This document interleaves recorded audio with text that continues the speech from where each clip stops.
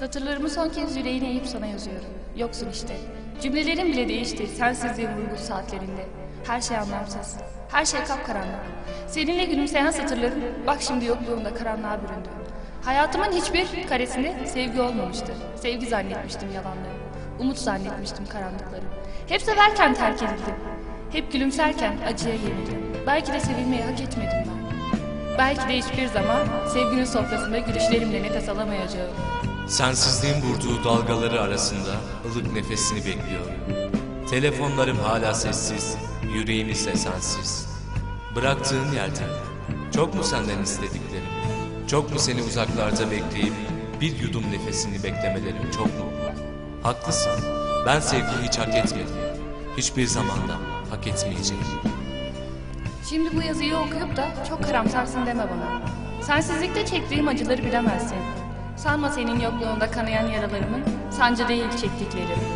Dört duvar yalnızlığı arasında nefes alan yüreğimin çığlıklarıdır hissettiklerim. Hani senin düşlerinde gökyüzüne kanatlanmayı öğretecektin bana? Hani gözlerinin renginde gökyüzünü mutluluğa boyamayı öğretecektin? Şimdi yalnızlığa demlenmiş yokluğumla baş başayım.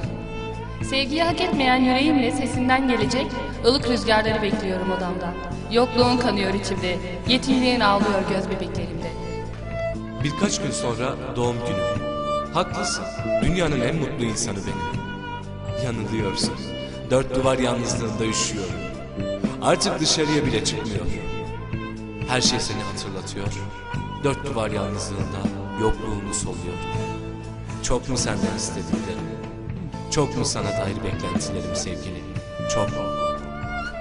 Düşlerinde ellerini tutmaktan, Öteni istedim senden. karanlıklarıma bir avuç güneşinle gelmeni, Gecenin avuçlarında uyumaktansa avuç içlerinin arasında kıvrılıp bir çocuk gibi senin yanında gülümsemeyi istedim. Gelmeyeceğini bile bile bir yudum sevgini diledim. çok mu istediklerim? Artık kelimeler anlamsız. Çaresizliğimse yapayalnız. Şimdi beni bıraktığın yerde hala seni bekliyorum. Çok şey istemiyorum senden. Yüreğime yüreğinle dokunmak, Ilık nefesinden, düşük gülüşlerinden avuçlarına yuvarlanmak. sadece gözlerinde demlenmiş mutlulukları sesinde duymak, Kirpiklerinde ıslanmış gözyaşlarınla. kanayan yokluğunu yıkamak. Söyle hadi, senden istediklerim çok mu sevgilim? Senden hiçbir zaman yollarıma serilecek bir ömür istemedim. Ya duygularıma sunulacak bir beden diledim senden? Asla senin yüreğinde bir yudum sevgi damlası istemedim. Dilinden ıslanan bir kelime, İki dudağından havaya kanatlanmış. bir nefes olmayı diledim ben. Biliyorum hiçbir zaman ellerimiz birbirini tutamayacak. Yüreklerimiz hep hasretin avuçlarında. İmkansızlığı yaşayacak. Lakin karanlıklar içindeyim. Ne olur nefesinden bir yudum hayat yolla. Seni soluyayım havayı solur gibi. Ve bir gecenin içinde Kaybolmak üzereyim.